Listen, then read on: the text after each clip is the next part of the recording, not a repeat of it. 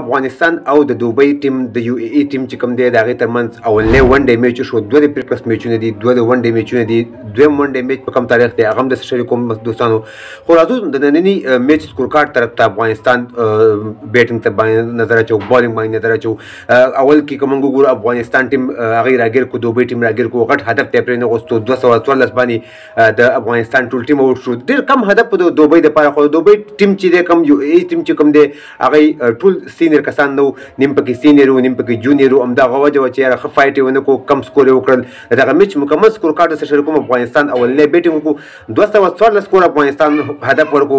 دوبۍ ټیم ته 40.2 اورونه افغانستان ټیم ولوبول. ګلبدین نایب پکې ښه پرفارم کړی، 240 سکور یې کړی دي. بهیر شاه محبوب پکې 44 کړی دي او د دې نه علاوه رحمت شاه پکې 38 سکور کړی دي. 214 سکور کوم هدف چې هغه دوبۍ والا پوره نه کړو. په 115 سکور باندې د دوبۍ والا ټول ټیم آوټ شو. په 109 سکور باندې افغانستان ټیم اولنی ون ډے میچ وګټو. راځو فرید مایق طرف ته بهترین بالینګ یې کړی، شپږ اوورو کې 14 سکور ورکړي، 2 وکټې یې اخیستې دي. بلال سمي نن بهترین بالینګ کړی دی. دا د انډر 19 پلیئر دی، ډېر بهترین بالر دی، ډېر ښایسته ان سوینګ او آوټ سوینګ کوي.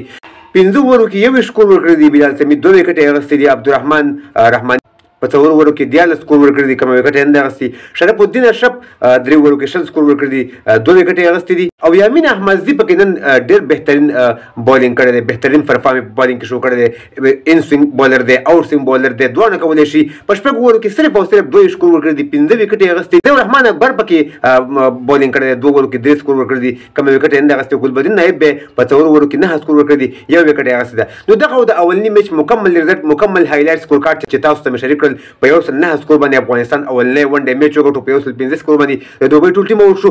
دویم ون ډے میچ د 25 تاریخ باندې، سبا چټي ده او بل ورځ په 22 تاریخ باندې دی. او اولنی T20 میچ چې کوم دی هغه په 29 د دسمبر باندې دی. نو دغه د ننني میچ سکور کارډ که تاسو هم په افغانستان په دغه بریا باندې خوشحاله شوي وئ، دغه ویډیو لایک هم کړئ او مخکې ملګرو سره ضرور شریک کړئ. د ویډیو کتلو ډېره مننه. د الله په امان.